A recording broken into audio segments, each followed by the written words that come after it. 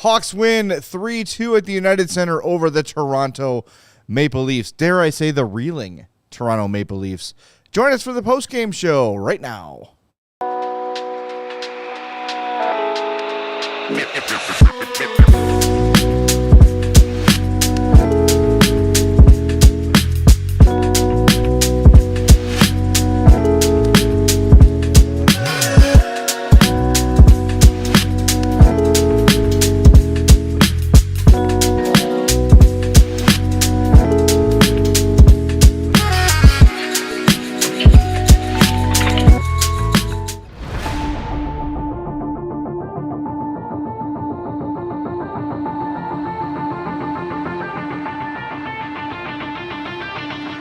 Welcome into the CHGO Blackhawks Victory Lounge. Hawks beat the Leafs 3-2.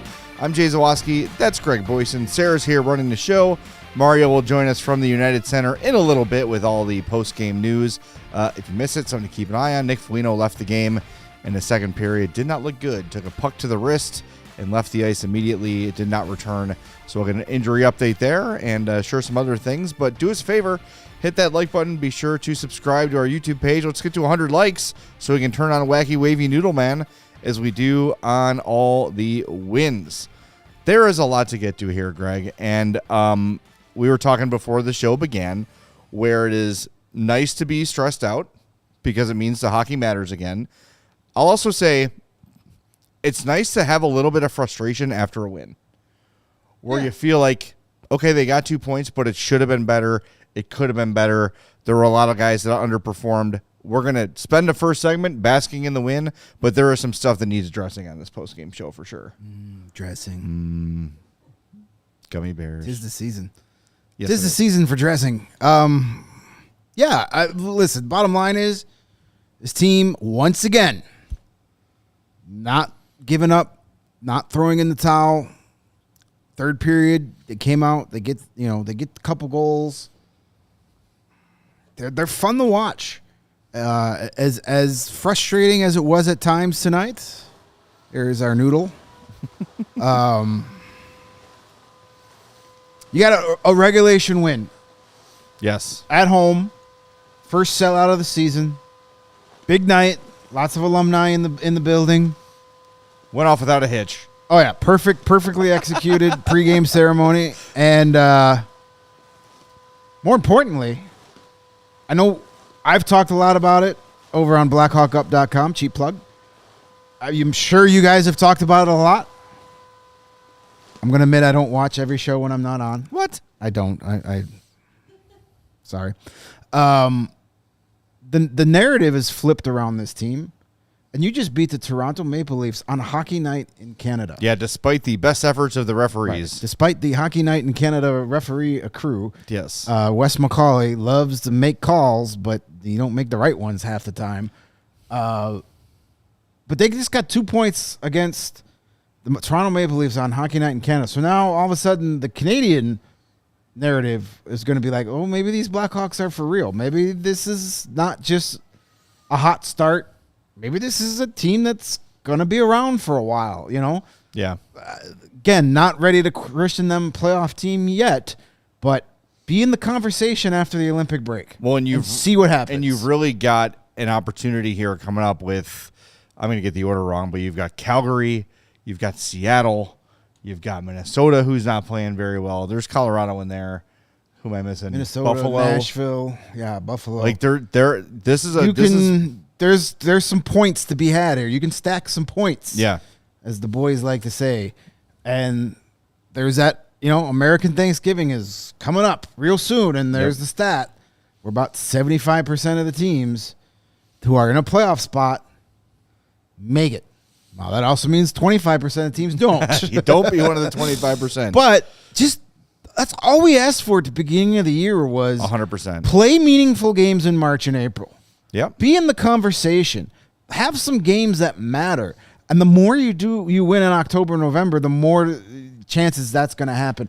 And at the beginning, 2 points now are as valuable as they are in April. Absolutely. It's 2 points. They're easier to win now than they are in April because there's far less pressure. And listen, the beginning of the year, all of us sat here and said about, maybe they'll get about 10 or 12 more points this year. They'll be around 72 to 75 points. At this point, anything below 80 is going to feel like a disappointment. Yeah, they're definitely raising expectations, like game to game. With every win, expectations get raised a little more. And like again, Colorado's coming up, right? And I think that's a game where you're like, all right, well, that measuring team's a juggernaut. stick game. It is a measuring stick, but it's still going to feel bad if they lose that game. Whereas before, you'd be like, all right, well, it's Colorado. What are you going to do? You're going to get pasted by them, and it's still going to be disappointing if that game ends up in a loss. But let's not get ahead of ourselves. There's a lot of good stuff in this game, and I want to start by talking about Artyom Levshunov, who, man, was he playing with confidence today. Training wheels are off. Man, he was the assist on the Ryan Greene goal, where he basically has the puck along the left wing boards. I don't know if he hit a rut or something, kind of lost his balance a little bit, fell, circled around, walked all the way around to the right wing side, almost all the way to the goal, and it is a perfect pass on the tape to Ryan Greene, who one-timed it. A beautiful play. Then there's a play in the second period where he takes the puck from the point, drives the net, stick handles in, and just gets kind of checked and pulled down and can't get the puck on net. But damn, he is just like, he wants that first goal so bad. But even beyond that, he is feeling like, all right, I am starting to get this. I'm starting to understand this game. I'm starting to get the speed, the timing, all the things that young players talk about when they make the jump from whatever lower level to whatever higher level. He is really starting to put it together, and he looks fantastic. Look, are there moments? Yes. Was there another scary drop pass on the power play? Yes. Did he fall down before the assist? Yes. But he's got the ability to make up for him. I've just been really impressed with the way 55 has played lately. Yeah, I mean, after that goal, the Greene goal, I turned to you in the press box and said, that's the shift right there is why you drafted him second overall. Yep. And, I had said early in this game, after the first or second shift, Artie wants that first goal, man. He was trying so hard to find the shooting lanes, get the puck on net. And if you're not entertained watching Artyom Levshunov play hockey, I don't know. I don't know what to tell you. Yeah. Because that dude is just fun. Yes. He is fun. He's just sometimes you have no idea what he's doing out there, but when the play is over, you're like, hey, that worked. Yeah, wow, that worked really well. That was fun. The kid is just enjoyable to watch, and those scary clutch your pearls moments, they're not happening nearly as much as they were earlier in this season. They're less frequent. Now you get, 1.5 to 2 a game, where early in the season it was like 4 or 5. Yeah. And he got bumped up to Vlasic's pair tonight. Yeah. So obviously Jeff Blashill and the coaching staff, what they're seeing from him, they're giving him more time. They're giving him more responsibility. The season kind of changed for him. I'm not saying it's going to be the main reason, but the timing lines up. His season got going on track when he got put on the top power play unit. Yes, it did. So it just something clicked.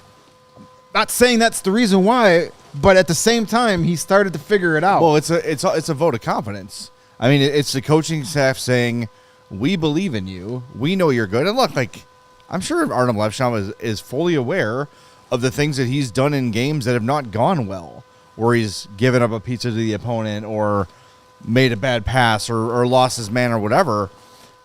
Now when you get a vote of confidence from a coaching staff like that, if you are having those internal doubts, that is a huge, it's going to wipe that clean. Say, oh, my God, they're putting me on power play 1. I have really earned their trust.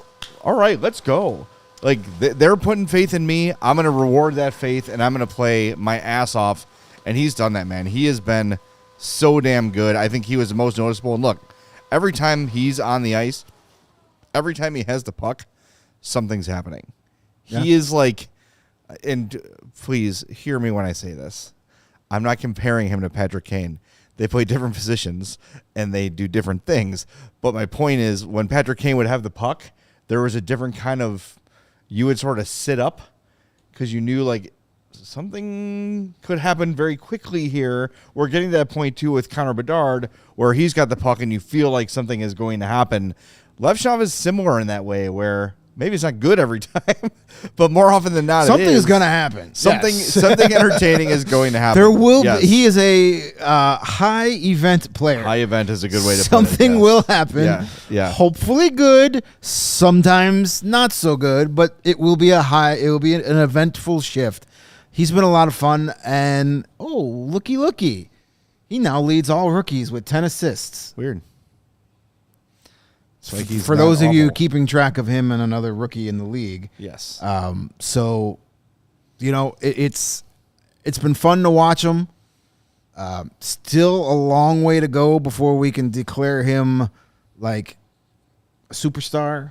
Oh, yeah. There's a ways to go there. Long way to go. I'm ready to declare him a good player. But you see Yeah. why he was drafted in that spot and why the Blackhawks were high on him. And just to kind of see, here in the post-game chats and just in general across social media, and you're starting to see fans really, take to the pick, take to the player. Yeah. They're starting to see it. They're like, oh, okay, I like it now. This is fun. The scouts have been telling you ever since the draft that it was the right pick. Yeah. It's there. And now you're starting to see it at the NHL very early on in his career. It's exciting. And here, the thing about this is he has these great games. You give him some more responsibility.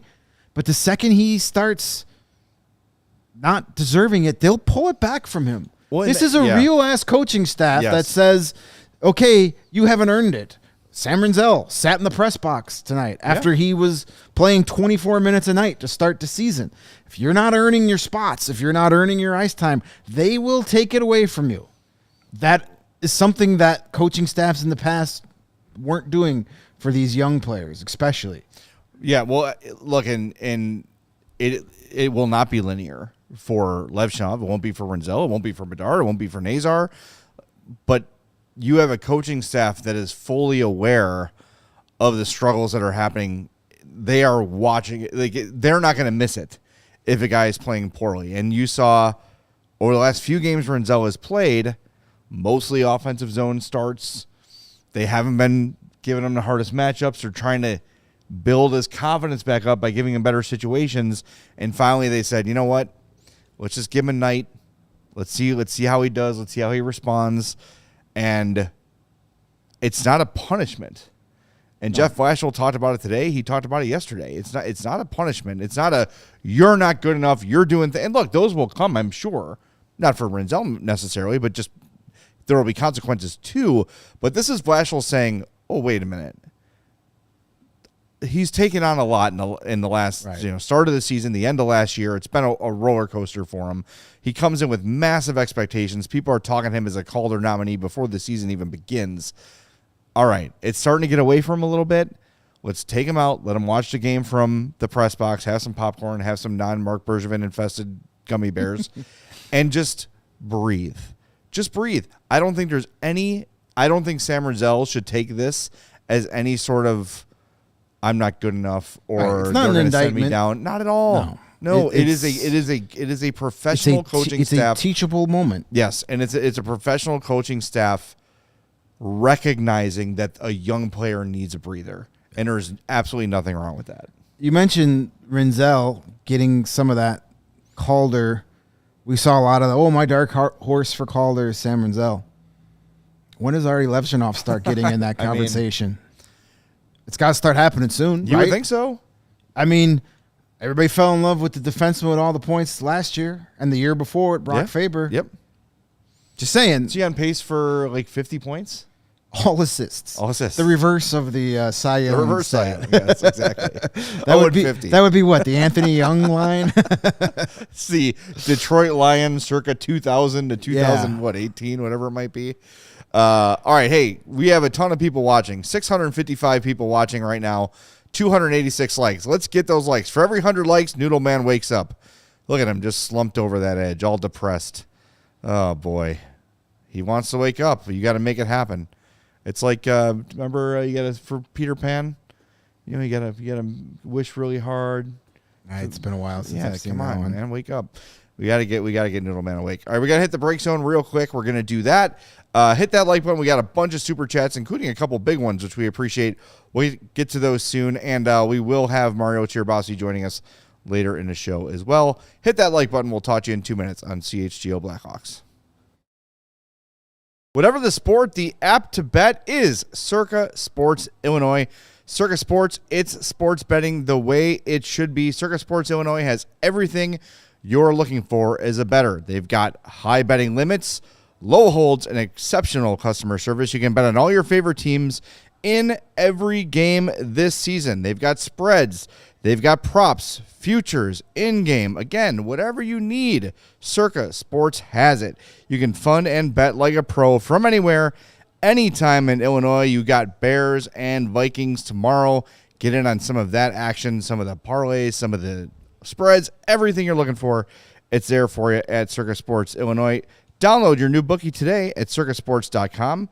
You must be 21 or older, and if you have a gambling problem, you can call 1-800-GAMBLER.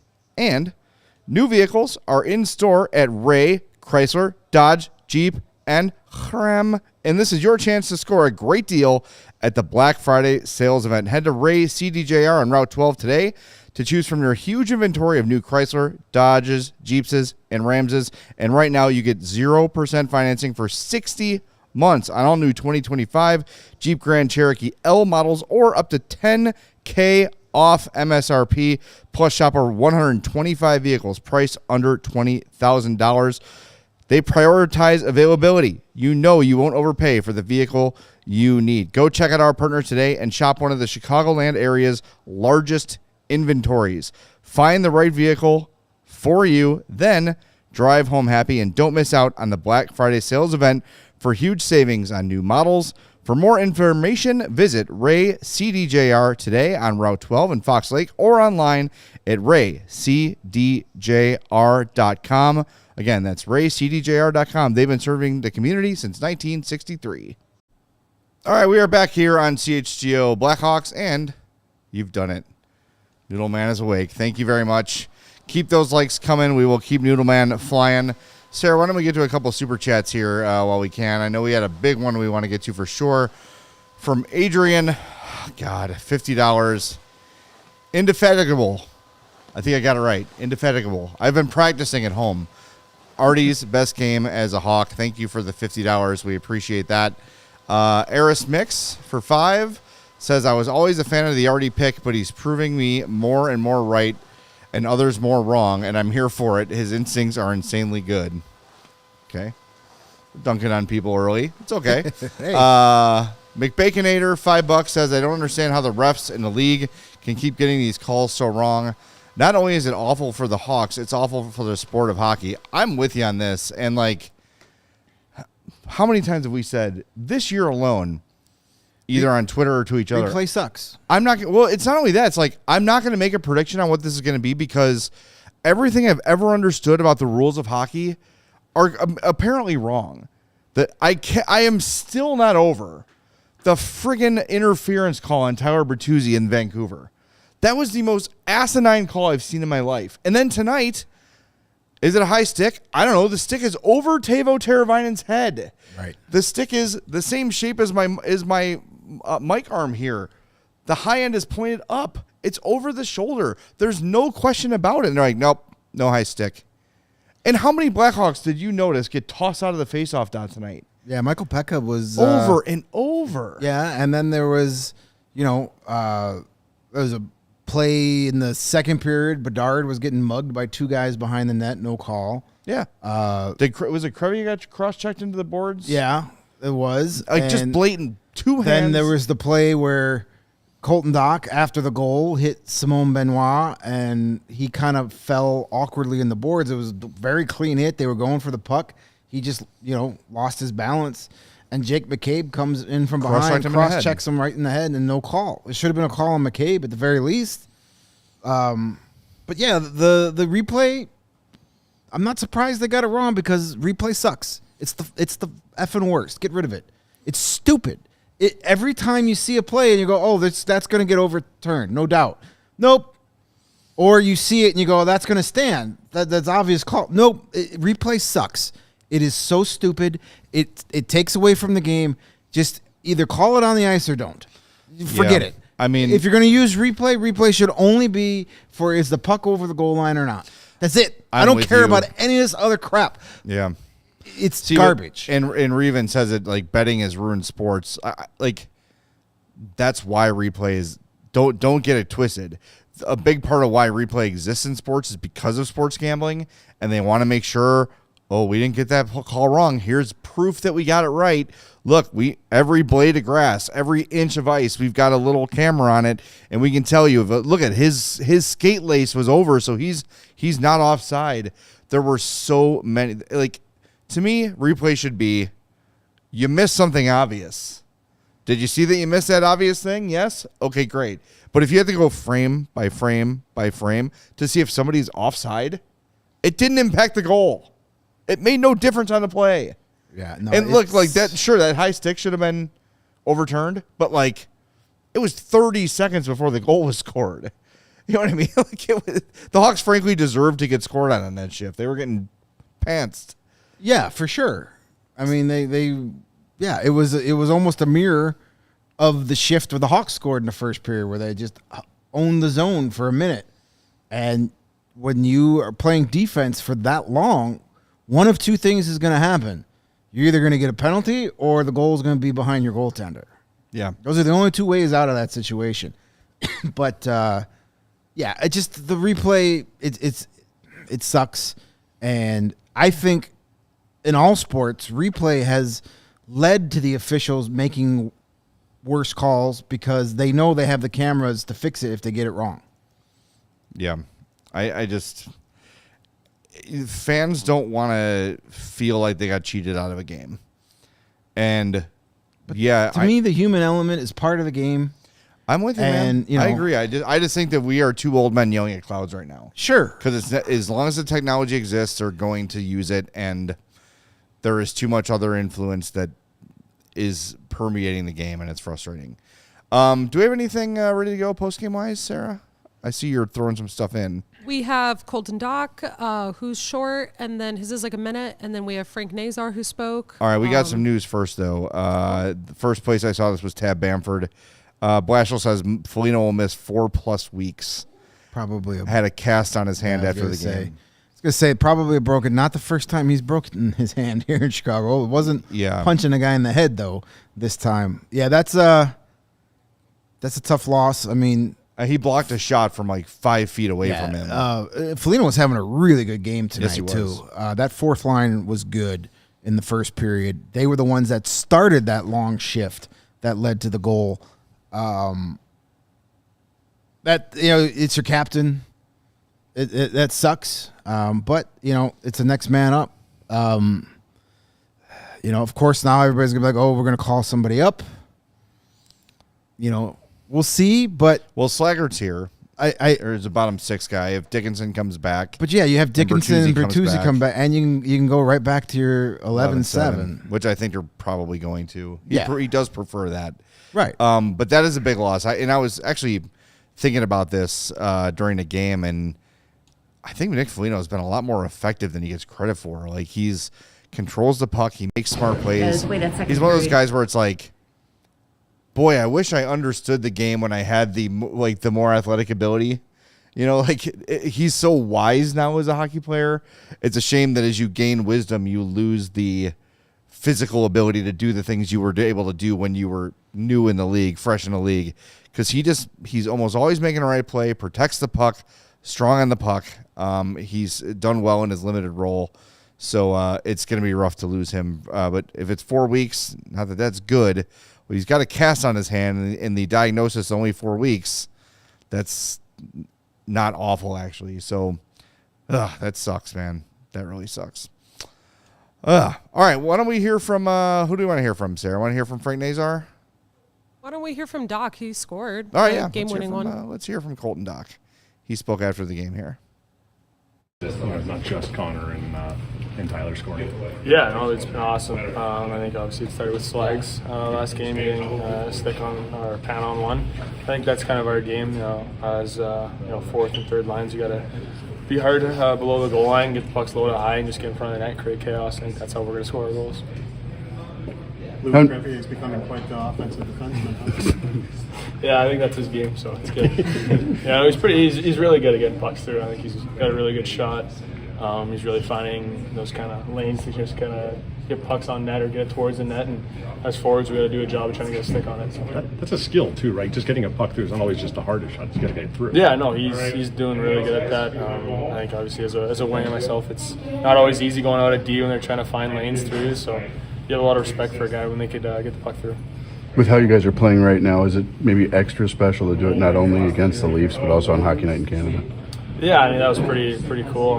It was a good comeback from the guys. I think, like I said out there, I think we're having a lot of fun. We have great chemistry. I think we just got to keep riding with it, and good things will happen. How important was when you get the review go against you, but you guys didn't let that bother you? Yeah, I think we were playing pretty good hockey. We obviously had that shift. We got hemmed in a little bit. I mean, it sucks when it doesn't go our way, but I think the guys kind of rallied and got a little bit of momentum towards the end there. And I thought we came out pretty good in the third. All right, there he is, Colton Dach. People like his hat. We got over 400 likes. We're going to hit it. Noodle Man's coming back on. You know what's one of the things I like about this game, too, is you get some depth scoring. You get Ryan Greene scoring a goal. You get Colton Dach scoring a goal. You were shorthanded without Foligno. You're obviously shorthanded without Tyler Bertuzzi. And boy, is he really he was really, really obviously missing tonight. Yeah. I was not, despite the point totals that Bertuzzi's putting up, I didn't recognize how big of a difference he makes in the moment-to-moment process of a game. Because he is that edge guy who's going to crash the net and win board battles. And for a lot of this game, that's what was missing. You and I both said it. If I see one more forward enter the zone with speed and then stop and curl off and look for the drop pass, I'm going to snap. It was Burakovsky. He was doing it a lot. We saw Nazar doing it. We saw Teuvo always does it. But it was just, take it to the net. Go, go, go. The only guy really taking it to the net, aside from Levshunov, was Mikheyev. There were so many just stop, peel, look for the backhand, look to drop it off. No, take it hard to the net. You said, too, as we were walking out, Toronto's just collapsing everything towards the net. So go. Yeah. Take it. They had Accept the challenge. They had no desire to cover a defenseman with the puck up high. So shoot the puck, get guys to the net, and cause some chaos there. But, it was frustrating watching that at times. That was part of the frustration building. Yeah. Was seeing a lot of that. The puck management wasn't great. A lot of turnovers. They couldn't get the puck out of their zone half the night, which has been a problem for seems like forever. Yeah. The passing wasn't good. There were a lot of passes on the back foot, too far ahead of guys. Burakovsky wasn't great tonight. Ryan Donato. Oof. Donato had a rough game. That was probably his worst game of the season. That might be his worst game as a Hawk. Maybe. I don't remember much of his first year. Not going to lie to you. That was a bad year for everybody. But everything just seemed to be so hard for him tonight. Every pass was getting fumbled. And you have nights like that. Yeah, sure. Yeah. Listen, he's been really good all season long, but he was fighting it tonight from the opening draw to the end of the night. But Tyler Bertuzzi was definitely missed tonight. So hopefully you can get him back. He took part in morning skate. They play again Tuesday, so they got a couple days.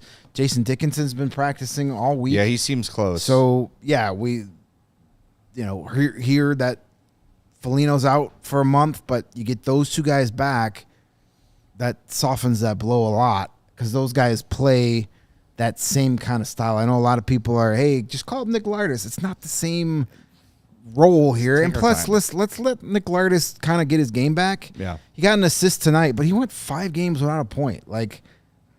Relax. There's plenty of time for Nick Lardis. Let's do before we hit the break zone. Let's just so far, this organization's done a pretty good job with the development. Young players have come up and contributed. If they don't feel that Nick Lardis is ready, then cool. There's no reason to get worked up. Trust them, right? Yeah. Like at this point, I think they've earned a little bit of trust in terms of developing players. You have a 7th-round pick in Louis Crevier becoming a guy you can't sit. No. Like Three trust three the assists process. in the last 2 third periods for Louis Crevier. Yeah.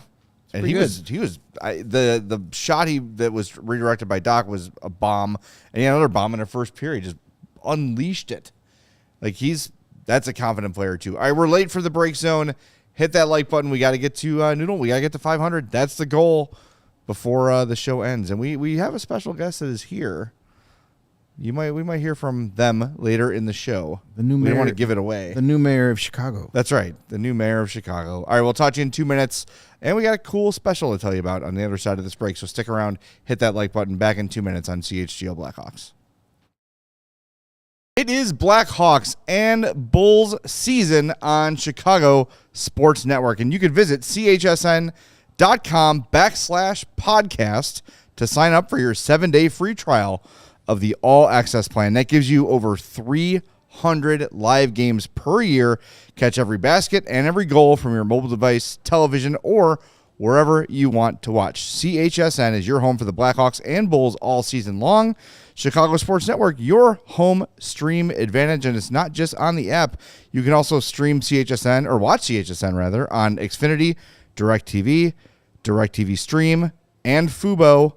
You can visit chsn.com for more details. Remember, they've got the $29.99 deal for all 3 teams, Sox, Bulls, and Hawks. If you only care about the Hawks, $19.99 a month. That's how you get it done. For more details, visit chsn.com to find out how to watch Hawks games at home instead of asking us all the time. And this episode is brought to you by Prize Picks. You and I make decisions every day, but on Prize Picks, being right can get you paid. Don't miss any of the excitement this football season on Prize Picks, where it's good to be right. I like Prize Picks. It is very simple. I am not a smart person, okay? So here's what I want. Caleb Williams, right, for example, 220 yards passing. Is he going to throw for more than or less than? You pick which you think. Okay, cool. DeAndre Swift, more than, less than, 1 touchdown. Make your pick. Boom. The more of those you stack, the more you can win. It is awesome, and you can follow other Prize Picks players directly on the app and copy their lineups in 1 click, and they put their users first, so all withdrawals are fast and secure. You can use Venmo, Apple Pay, MasterCard, and more. Download the app today. Use our code CHGO to get $50 instantly after you play your first $5 lineups. Prize Picks. It's good to be right. All right, we're back on CHGO Blackhawks, and look who we found. Holly's here. Everyone called I her. made it through the traffic. Good job. Nice and close. Come on, I coached you. Sorry. There you go. I'm not used to this. We want to hear you. They don't want to hear us anymore. That's great. We have a diehard in the house, and this can happen if you're a CHGO diehard. And if you want to become a CHGO diehard, you can do it right now. Scan that QR code on your screen or go to allchgo.com/join. Use our code HAWKS, and you'll get the diehard deal for $36. Free shirt, 20% off of everything, events, watch parties, takeovers, all the written content, the Discord, all the perks that come along with being a diehard. A great value, correct, Holly? Great value. Yes, absolutely. All right, so you are in town till the 21st. Yeah. You've already been to an Ice Hawks game, correct? Nope. I've been to 2 Hawks games. Tomorrow Tomorrow is the Ice Hawks game. Yeah. 2 Hawks games. You're on the scoreboard today. Yeah. Has it been as magical as you expected? It's been crazier than I expected. I didn't like half the things that have happened. I did not expect to happen, and we were saying like every single day, it's just one thing after another. And I don't know when I'm going to get to rest. Probably not until I'm home. But it's been really good. Yeah, it has been fun. You got that long flight home to sleep. You'll Yeah. be fine. Yeah, you're going to crash out for like a week. You've got the power of youth behind you. Yeah, You'll I be just all want to go right. home and act like everything's normal, go back to my normal, boring life after this whole 10 days in Chicago. Well, my favorite part of your trip is that you went to Chipotle, Yeah. Chili's, Yeah. Target, and Starbucks. Yep. That's it. And I went All- to Dunkin' all on this this- morning. Oh, Dunkin'. I went to Dunkin' for breakfast. Were was gonna those? say- Was that all your first time? Like, Yeah, ever? I've never been to the US. I've never been outside Oh, of that's Europe. So right. everything I'm doing, I'm like, So the we were driving down the street and I'd be like, oh my God, and it was just like something random, like a random rush. It's Olive Garden. She's like, Olive Garden's pretty good. I've never been to Olive Garden. I know. I refuse to go. I know. All right, can we just got to plead with you, though. You have to not just have No, I'm not. the stereotypical American chains. I'm not. You're in the best food city in the world. We're going to Rockford tomorrow. We're definitely going to have some Taco Bell or beefaroo. Yeah. No, Oh, High had Taco class Bell food yet? out there. no. Well, we have that in the UK. Oh, okay. So All right. I don't need to have that. But no, my friend Alyssa, she has recommended some local places. So it's not just going to be chains. I'm going to try local stuff. Please don't get mad at me. I Did will you try do things. Portillo's? No, I haven't yet. Well, that one you can do. We've been so busy. Yeah. What has been your favorite non-hockey thing that you've done so far? Just going to downtown, I think. Seeing all the... I almost fell over. I'm like walking around like this, like looking up. Because we don't have like... I mean, in London they do, but it's not as built up, like as compact as Chicago is. So I'm walking around like, wow. And she's like, we're about to cross the road. Be careful. And I'm like, yeah. Like, because it's so surreal and so different. And I've been looking at pictures and videos of Chicago for so long. And now I'm here. I'm like, wow. I've actually taken these pictures myself. So Do you have any like friends at home? Like, be careful, be careful. My mum was Yeah. convinced. She was like, ring me when you land, ring me when you meet your friend. She was freaking out for so long. Spread the word that Chicago is a great world-class Yeah. city that everyone should visit. It is. It's And, been so good. don't I don't want to leave. Don't listen to the narratives You're about also Yeah. the West Chicago. Loop is like this is one of the more popular areas, and there's some of the best restaurants. Fulton Market's like a few blocks away from here. It's Yeah. fantastic. Great restaurants, drinks, and it's. Really I'm definitely good. going to have to find some places Oh, to try. Kuma's, Au Cheval. There's so many. Oh, you got to go to Small Cheval. There's so many things you got. You're just gonna have to I need a stay list. through. You're gonna have to stay Yeah. through end of December. You're gonna have to extend your trip. Yeah, you can't miss I can't Christmas in fly home. Chicago. There's not enough time to No. do everything. Honestly, everything I've got like a list of things that people have given to me, and I'm like, I'm not going to be able to get through all of these. There's not enough time in the day, and there's How not enough did you? days in the week. How'd you like the United Center? So good. Yeah. It was so loud and It's like loud. just busy, and like people would cheer, and I'm like, what are they cheering about? She was like, oh, it's something on the screen. I'm like, oh, okay. Like I had no idea what was going on, but it was good. That's great. Yes, tonight's was a different experience than Yeah, it was busy. Wednesday night. Full house, lots of Leafs fans. Yeah, That felt more like how it used to be here every night. yeah. When the games mattered. So definitely a good game to get to. I actually during the first intermission, I went to meet Charlie the Bacon Guy. He Another one of our. Yeah, the biggest we star had you to can like meet. meet in the middle, and I missed part of the second period because it was so busy trying to get back. I was like trying to squeeze through, and everyone's trying to squeeze through. So it was difficult, but it was good. Did he give So- you some bacon though? No, he gave me a signed Lucas Reichel puck from Josh. Awesome. Josh passed it to him to pass to me. Very So, cool. That's nice. Yeah. Bacon So I would got have that. been So cool thank you, though, too. Josh. That's He awesome. gave us bacon tonight. Yeah, so we had thank you, bacon. Charlie, for the Oh, pocket nice. bacon. It was in his pocket for like 2 hours. right. Oh, He literally maybe I don't want any like of he it. put it in raw, so by the time Yeah, he pulled it out, it it was was cooked. cooked. So Yeah, yeah, cooked, it yeah. was pocket Is bacon. that It was sous vide? Is still that what you call bacon. that? Yeah. Still bacon. Exactly. Still good. All right. Well, we're glad you're here. We're glad you're having a good Me time. too. I'm glad I can finally sit down and relax after a Of course. hectic few days. How do you like the studio? It's good. When we walked in here, I didn't know where to go, and it was dead silent, and I was like, I know this is CHGO, but where is everybody? I didn't realize how big It's it was. Saturday. We at pranked you. CHGO. Yeah, We that's what I pranked you. thought. I was We like, gave the you the- lights are all off. It's dark. I can't hear anything. We're the only people here today. Yeah, I figured, and then I was like, oh, it's okay. It's this way. The We only keep it. We light. keep it moody. Yeah. We keep it moody. All right. Well, we're glad you're here. We're glad you had a good time.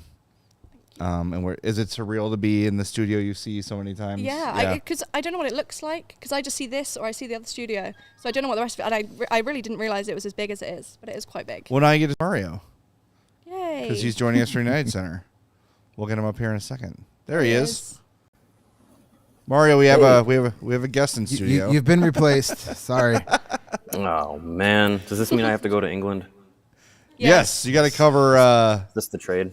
Third Crystal Palace. third tier British soccer. All right, we do have some news to get to. Holly's going to hang out, but Nick Foligno's injured. That's the big news of the day. 4 weeks plus, they said, and I think I saw Tab say he left in a cast. That would be Tab's vision. I didn't see that, but I mean, based off of what Jeff Blashill had to say, yeah, I mean that would kind of make sense given the at least 4 week estimation by Jeff. And I think Tracy Myers said, are we talking about a break? And he kind of shrugged his shoulder and was just like, Yeah, kind of. So that's a tough blow tonight in a game that you come away feeling, again, like really good about obviously the result, but the process in which they got there, and to lose a guy like Nick Foligno, who's really important to the team both on and off the ice, like that's a tough blow. Yeah. So he said at least 4. Yeah, I mean he's not trying to be sure, Dr. Luke Richardson, but 3 weeks. Smart move. He did say 4 weeks, maybe less, maybe more, but I mean I think if you already kind of have a timeline in your mind, the injury and what it usually would take. So I think we'll probably see Nick Foligno in a few weeks, and put it that way. All right. Well, it was a good win. 2 points against a decent team, we think. And we started the show talking about Artyom Levshunov and how good he was, and how confident he's playing. I'm assuming that was addressed post game. Yes, I sent a Levshunov clip. So if we just want to roll right into that, that was one of the topics of discussion. All right, let's do it. If it's ready. No, the Levshunov post game video. Do we have that from Blashill? The way that second period went, it could have been kind of tough for you guys. Nope. Just what's it say about this team that Nope. they come back the way they did tonight? Yeah. We have the same. It's been a production issue filled evening, with the curtain getting stuck at the United Center, which was just an encapsulation of the whole night. Ultimately, it worked out, but the route there maybe not the cleanest. Yeah, it was just a metaphor for the entire evening. That was a little strange, but they got through it. Yes, and so do we. And now we have Jeff Blashill on Levshunov. Artie was excellent for the majority of the game tonight. I think he's played very, very well over the last few weeks. I thought there was a couple chances he gave up in the last couple of games that I wanted to make sure that he eliminated. And overall, though, Artie and I have talked about he's got to attack the game, and so with him learning how to attack the game without taking on unneeded risk, that's a process, and I'm okay with that process, because in the end, for Artie to be great, I think he's got to be a guy that attacks the game, and that's what he's been doing lately for sure. I think on the power play in zone, he does a really good job of being efficient. He takes what's given, he distributes the puck at the right time on the tape, and I think that's a little bit of an unheralded skill, like getting the puck to Connor when he's exactly in stride, getting the puck to Burakovsky when he's exactly in stride. Like, that's a big part of having a real efficient power play. So he's gotten points there, but I also thought today he kind of really attacked it and had moments of really taking over. Obviously, it was real close to scoring. Attack the game. That is a really good way to describe how he played tonight. Yeah, that's exactly what he did. I mean, he had jumped from the very first shift he took. I think he's, we heard from Teuvo and Colton and Frank Nazar after the game, and each one of them was asked about Levshunov and the way he played, and it sounds like the group has made a concerted effort to kind of get on him about not having scored his first goal yet. So he looks like he's determined to stop being bullied in the locker room about not having that first goal, and the team's better for him playing that way, and it's just been a lot of fun watching his development this year.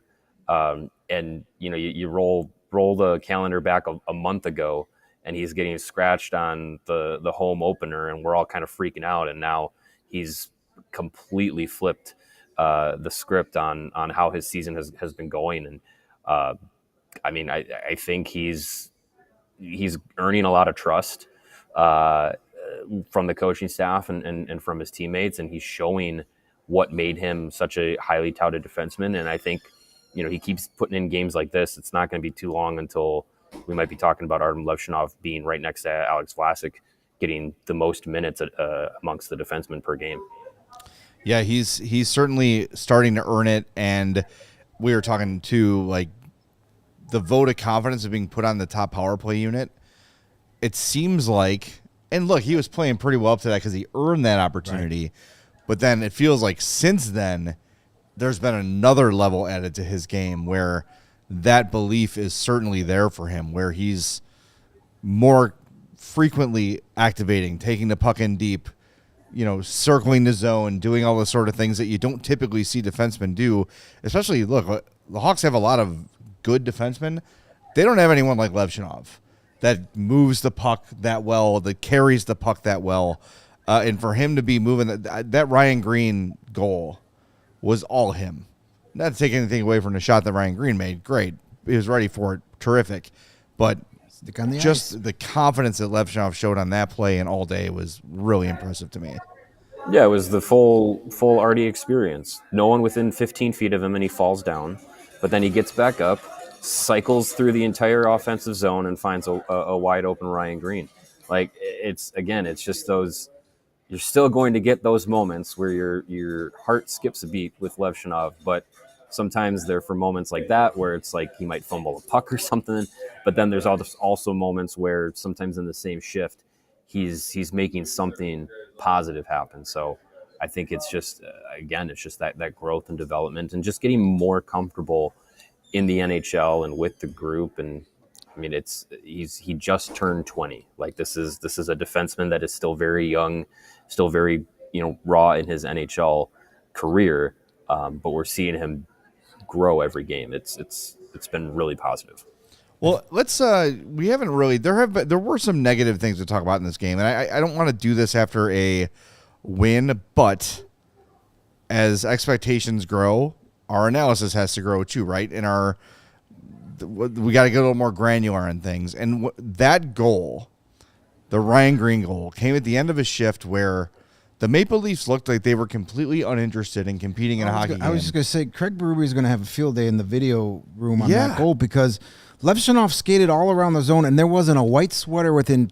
Nobody stepped up to try and stop him. It looked like they were on the power play. They weren't. And remember, right before that is when Foligno had the puck behind the net. He walked out in front, and I think even he was like, is no one going to check me? 2 shots, yeah. He turned to his forehand and put 2 shots on goal before a Leaf even looked at him. And then that whole sequence continued. And, the Leafs were out of gas, but they were out of gas because they weren't performing. And I felt like, okay, you got that first goal, you're all over them, and then it gets away from them. And the Leafs from that goal until maybe the middle of the second period were really in control of the game. The Hawks evened things out as the second went on. Shots were 8-3 Hawks when they scored the goal. Yeah. The Maple Leafs led 14-10 at the end of the period. Right. And then they figured it out as the second period went on, because if you look at the shots on goal, it was 11-5 for the Hawks in the second, but shot attempts was 16-11 for the Leafs. They've got to stop having these lapses in games, and when there is an opponent on the ropes, I want to see them put them away, because now they're good enough to do that. We have seen that they're not just hanging on for dear life every game and needing every bounce to go their way. They are good enough to dictate the play, and when the Maple Leafs are ready to tuck their tails and go home, let them get up 2-0, 3-0, put them away. And I think that was a bit of a missed opportunity tonight. Just a small frustration on an otherwise really good night. Yeah, I mean, Jeff Blashill kind of expanded on somewhat on that topic in his post game, talking about how the team has seen kind of their ebbs and flows from period to period this season. I mean, when you look at it, the first period and third period have been good for the Blackhawks this year. They have a positive goal differential in both those periods. But yeah, it's that second period where it's just like, it seems like they still have struggles, whether it's with the difference in the change from first period to second period, whether it's, teams just push back on them and they still are figuring out how to handle it. There's still things that you would want them to be have be cleaned up, but I think it's a double-edged sword, really, because I think that the Blackhawks are really good at starting games, but it's just we haven't seen that sustained from the first to second period, and sometimes we haven't even seen it, like tonight, we haven't seen it sustained from the first minute of the first period to the 20th minute of the first period, because it's now back-to-back games where they've allowed a first period tying goal in the final minute of that first period.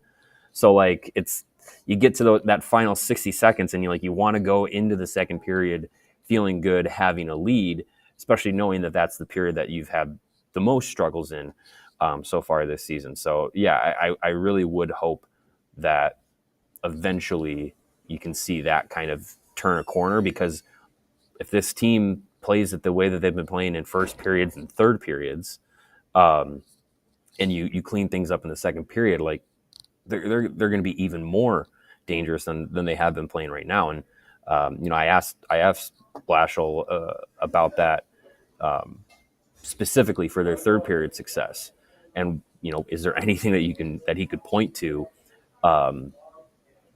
where that change comes in, where it's second periods you've struggled, third periods have been their best period all season. Half of their goals that they have scored this season have come in the third period, 30 of 59. They're only behind the Colorado Avalanche, who have only one regulation loss this season in third period goal differential at plus 16. Yeah. So I again, he said there's really nothing that you can point to X's and O's wise, but he did credit the team for being able to kind of flow with the game, and when they get pushed back upon in the second period, they're able to return the favor in the third period, and it's worked out for them. All right, what else did we hear from Jeff Blashill we need to share with the kids? I got two more, so we're going to go with we'll go with the more hockey one. He was asked about expectations and how the team has kind of turned the narrative from the outside perspective from the beginning of the season to now, and I thought he had just a really good answer about moving forward and how they've been playing and what he attributes that to, and how they can continue it and try and sustain that success through the rest of the season. 9-3-3 in the last 15. At some point, it's not just PDO or goaltending. I mean, have your own expectations of this team changed in the last month or so? I started the year without any expectations. I just didn't know what to expect. We had a group of guys that I knew were talented, and I thought if we could mature our game, we could become a really good team, because if you have talent and you play mature, that equals a lot of success. As we've grown, I've continued to say to them, we can be a really good team. We just got to do the right things. And if we do those, we can be a really good team. We got to choose that. We got to choose to be that type of team. And I think for the most part we have. Are we going to have some growing pains? Yes. But we're making the right choices on a daily basis. And to me, that's how you end up being successful as a group. So I don't really have any further expectations. Let's just go out, continue to get better here. We're going to practice Monday, find a way to play a great game on Tuesday. So you don't want to predict playoffs or anything? I'm not, again, for me, I don't think that way. And I know it sounds coach speak, but it's not. I just don't think that way. I think that's asking yourself to try to control stuff you can't control. What we can control is coming Monday and getting better, and then coming Tuesday and playing good hockey. That's all we can control. Interesting, by the way, yesterday they worked on changing on the fly the long change. Yeah, they did. It's one of the things they focused on in practice. All right, Holly just got to do the honors. Is he on? Hey, she got it. He takes a minute. Oh. There we go. There it goes. Oh. Oh. 518 likes. He's We noisy. like that. He is very noisy. That's why he's only on for 15 seconds at a time. Well, I know we have a little something else you want to share from Jeff Blashill, and it kind of goes along with Noodle Man. You want to talk your way into it? Absolutely. He, this was the first game in the last 14 that there were 6 defensemen, different than their 11 forwards and 7 defensemen set up. So he was asked about the defensive rotation.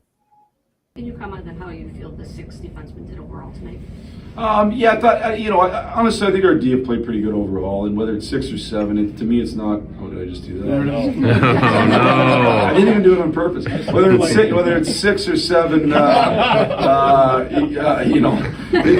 they played pretty well, and I thought our D did a good job tonight. But that's not to say that, we won't go back with 7. We'll make the decision against Calgary, but I have confidence in our D core either way.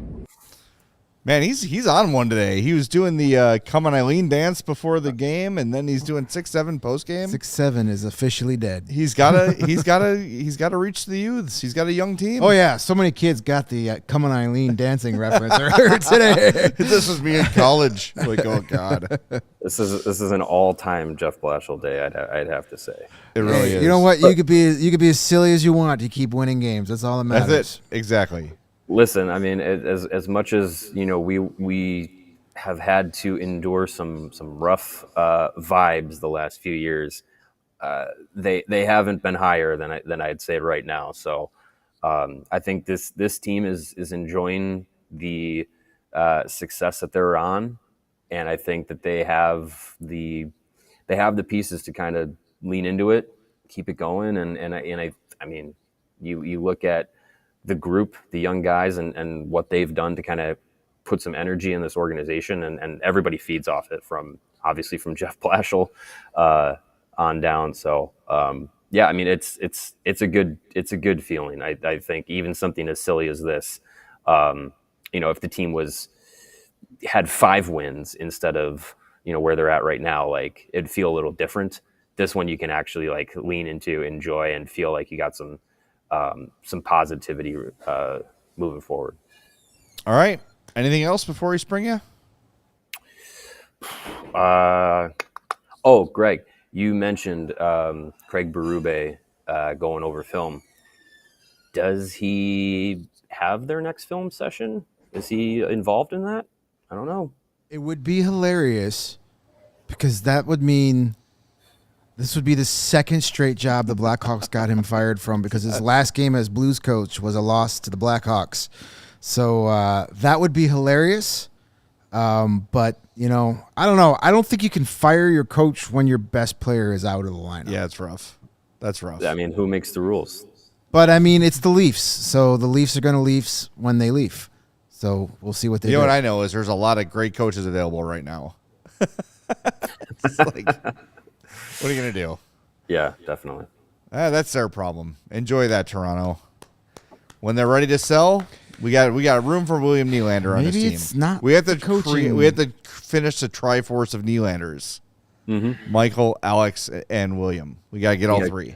Collect all the stones. Collect them all, yeah. That's right. Exactly. One stone not as bright as the other ones. That's for damn sure. All right, buddy. Thank you. We'll talk to you Monday. All right. See you guys Monday. All right. That is have fun in Rockford, Holly. It's a great time. Sure I will. You might be the first person to travel overseas to go directly to Rockford, not for a business trip. Yeah, probably. Or a Cheap Trick concert. That too, yes. Cheap Trick is a band, Sarah. They're from Chicago. Yeah, I don't know. You don't know Cheap Trick? No. She doesn't know Rage Against the Machine. I know. All right, Mario. Drive safe. All right. See you guys. All right. See ya. That's Mario Tirabassi from the United Center. Follow him on Twitter at Mario_Tirabassi. We are 57 minutes into the show. Yes. We have to go to the frat house, and we will, but we have not said one name this entire show, and the Hawks won the game. Actually, 2 names we haven't said this entire show, and the Hawks won the game. We have not said Spencer Knight, and we have not said Connor Bedard. I was going to say Sam Lafferty. Well, that either. Or Landon Slaggert. Well, there's a lot of names we haven't said, but the ones we usually say have not been said. So the point streak is over for Bedard. They had him out there for the empty net. But wasn't from a lack of trying. I mean, 5 shots on goal, 10 shot attempts. That's what you want to see. That's fine. I have no concerns. Listen, had a couple shots that got blocked. Trust me, he would rather have no points in the Blackhawks win than have him 5 points and the Blackhawks lose. Yes, and we should, by the way. Spencer Knight was dynamite in this game. He is not one of our Game Puck nominees, but he stopped 31 to 33 shots, many of them challenging. So honorable mention to Spencer Knight. All right, let's go to the frat house, and then we'll reveal the winner of our Game Puck, and then we will go home.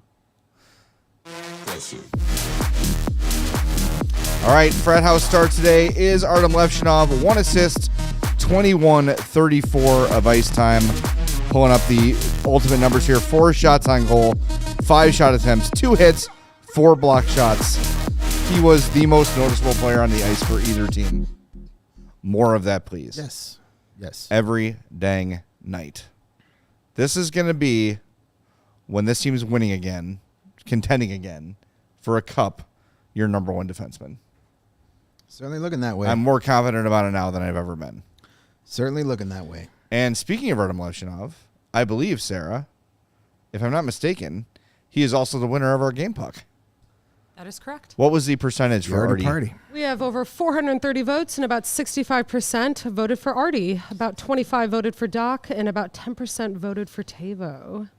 That's awesome. Can we also give a shout out to Jeff Blashill for being on his game tonight, giving a 55-second answer to the question on Artyom Levshunov? Wow, that is impressive. I mean, the 6'7" and that. He's on it.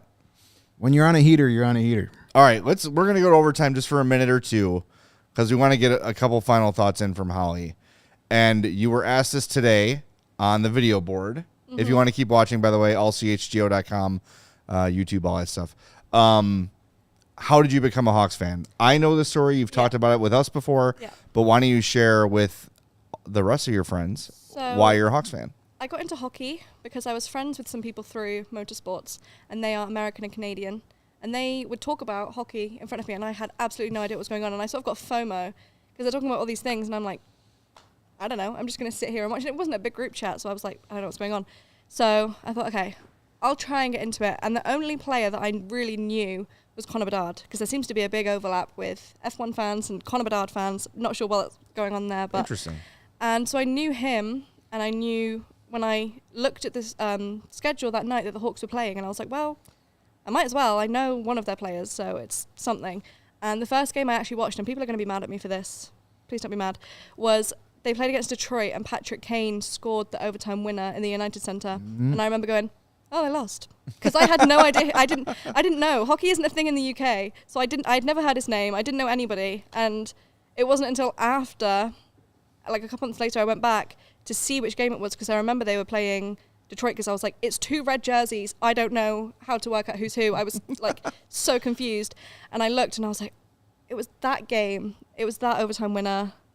People are going to be really mad that I don't know who that is, but it's not my fault. Well, you know who he is now, and that's important. Yeah, I do know who he is now. Well, it's really cool that you've been such a fan for such a short time, and you've really put in the work, and you've watched it, and you've gotten to the point where you flew to the States to watch a game. You're on the scoreboard. You're meeting players. Listening to the best podcast in the country. Actually. And ours, too. I think I told you this before. The way I learned about hockey was because I got into hockey, it was just after Connor got back from his broken jaw. So there was only a few weeks left of the season. And the way I learned a lot of it was I would go and I watched every single game in order. And after every game I watched, I would watch the post-game show from here. That's dedication. So that I could learn. And I remember getting really excited because I would watch a game and I would think, that was a bad play by Taylor Radish. And then I would turn the show on and Jay would go, that play that Taylor Radish made was not very good. And I was like, yes, I'm learning. I understand things now. So when I could pick out things before you had said them, I was like, okay, I'm getting somewhere now. So it took a while, but I'm getting there and I understand more now. And here I am. That's great. And people are asking, what's your F1 team? McLaren, Oscar Piastri specifically. Okay. Yeah. All right, I totally that might be understood controversial. that. I'm Yeah, not that's sure. a big blind spot for me. Our good friends are big F1 fans, and I know they are McLaren.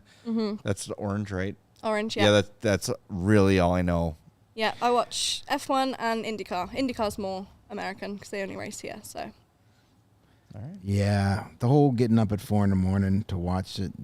See, that's why I do that. I got into right. into hockey, though. Football. We call it soccer. After the 2 World Cups ago, like I'm going to get a team, and then it was just like I just don't have time to commit a fandom to another team.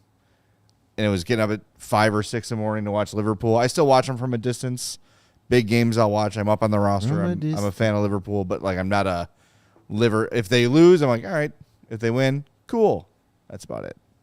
Just a team I cheer for and who I use in FIFA. I picked when I got into the Premier League when NBC got the rights, and it was much easier to watch, and because I love underachieving teams that break your heart every season, I became a Spurs fan, and that's all they do is just underachieve. And well, from what I understand, that's what Liverpool was before they hired Jurgen Klopp. Before they got that money. Well, that too.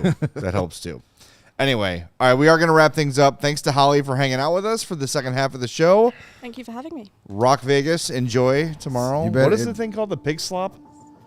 Yeah, is that the fries covered in barbecue sauce? Yeah, I don't know. I don't know if Holly's I'm not gonna go for British that, stomach can handle that. I think I'll pass. Yeah, it's probably We'll good stick to like a hot dog, something safe. There you go. Yes, but hopefully Holly is the streak breaker because the Ice Hogs are they've been losing a lot lately. So Holly, brought home a win today. Holly will be the 3 points on the trip.